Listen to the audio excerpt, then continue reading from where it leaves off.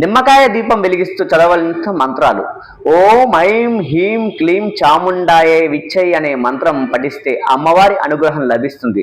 సర్వమంగళ మాంగళ్యే శివే సర్వార్థ సాధకే శరణ్యే త్రయంబకి గౌరీ నారాయణీ నమోస్తుతే అనే శ్లోకాన్ని చదువుతూ దీపం వెలిగిస్తే కోరికలు నెరవేరుతాయి. ఇవి మనసులో సాత్విక భావనను పెంచి ఇంట్లోని ప్రతికూల శక్తిని తొలగించి శాంతిని చేకూరుస్తాయి. దీపారాధనలో చేసే సమయంలో ఏకాగ్రతతో పాటు అమ్మవారిని స్మరించడం వల్ల సంపూర్ణ ఫలితం మనకు లభిస్తుంది.